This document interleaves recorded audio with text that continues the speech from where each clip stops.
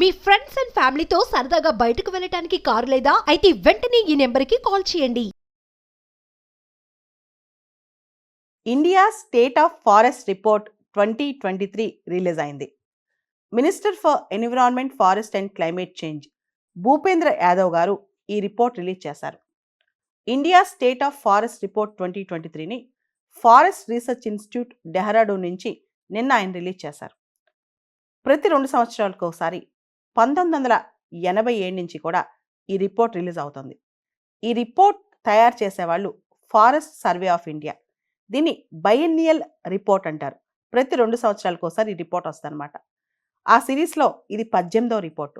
1987 నుంచి చూసుకుంటే ఇప్పుడు రిలీజ్ అయింది 18వ report. Forest survey of India వాళ్ళు ఒక ఇన్డెప్త్ ఎనాలిసిస్ అసెస్మెంట్ చేసి దేశం మొత్తం ఉన్న అడవి మరియు చెట్ల విస్తీర్ణాన్ని, వాటి రిసోర్సెస్ని గమనించి రిమోట్ సెన్సింగ్ శాటిలైట్ డేటా మరియు field based national forest inventory ఇవన్నీ అసెస్ చేసి డేటా తయారు చేసి India state of forest report release చేస్తారనమాట. ఈ రిపోర్ట్లో ఫారెస్ట్ కవర్ అడవి విస్తీర్ణము, ట్రీ కవర్ వృక్షాలు ఏ విధంగా విస్తీర్ణంలో ఉన్నాయి, ఎలా పెరుగుతున్నాయి, మ్యాంగ్రూవ్ కవర్ మడ అడవులు ఎలా ఉన్నాయి, తర్వాత carbon sync in Indian forest భారతదేశంలో చెట్లు అడవులు పెరగటం వల్ల విస్తీర్ణం వల్ల కార్బన్ సింక్ ఎలా ఉంది, దానికి సంబంధించి ఇంకా అగ్రో ఫారెస్ట్రీ అంశాలు, కార్చిచ్చు అంటే ఫారెస్ట్ ఫైర్స్ సంబంధించి కూడా డేటాలో చెప్తారనమాట. సో ఓవరాల్గా భారతదేశం మొత్తం కూడా అడవులకు సంబంధించిన సంరక్షణ, వాటికి సంబంధించి ప్రత్యేకమైన సమాచారం ఇవన్నీ కూడా ఉంటాయన్నమాట.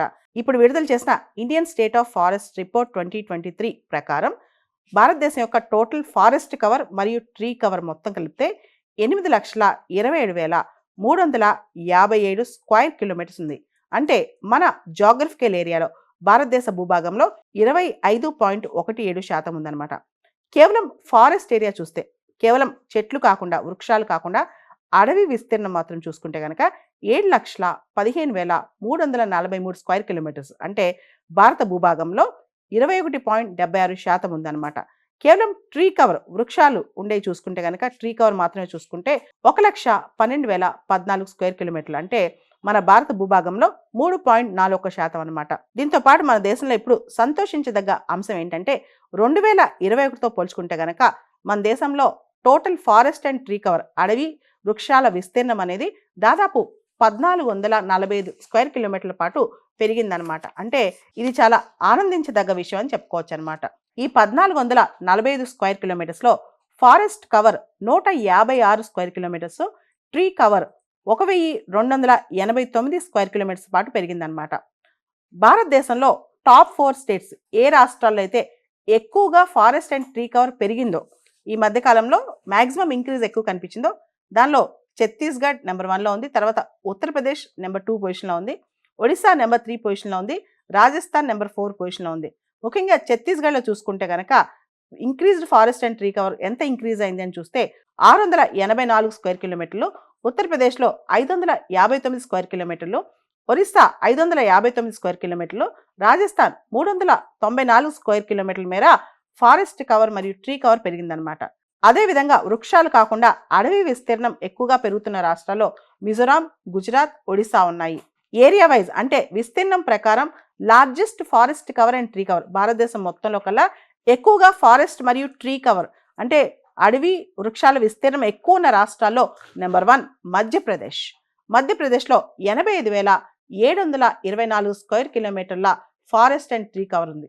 తర్వాత అరుణాచల్ ప్రదేశ్లో 67,083 స్క్వేర్ కిలోమీటర్ల ఫారెస్ట్ అండ్ ట్రీ కవర్ ఉంది.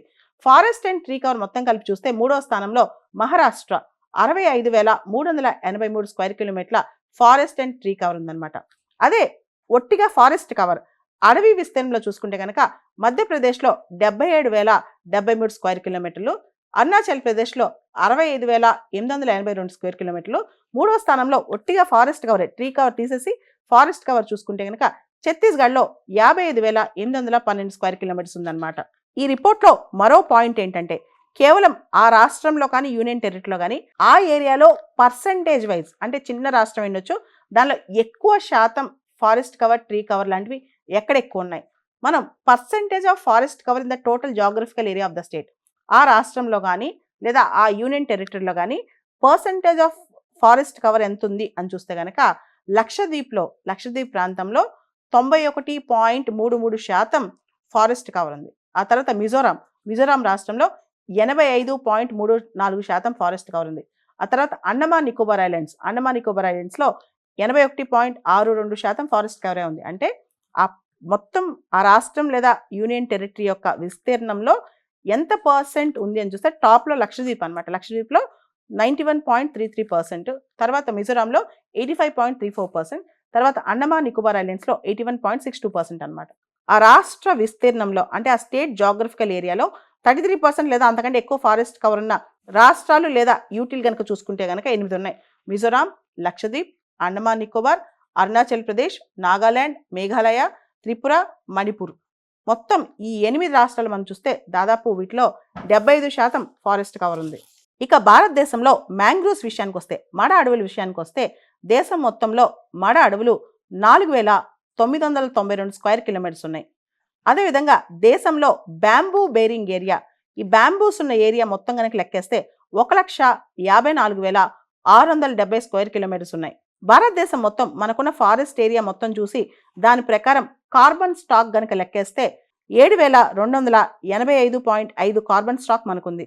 ఈ కార్బన్ స్టాక్ వల్ల మనకి కార్బన్ సీక్వెస్ట్రేషన్, మనం ఏదైతే ఐఎన్డిసిస్ పంచామృత్ ప్రామిసెస్లో మనం చెట్లు వృక్షాలు పెంచి కార్బన్ సీక్వెస్ట్రేషన్ చేస్తామని ప్రామిస్ చేసామో ఇదంతా మనం ముందుకు తీసుకెళ్ళగలం.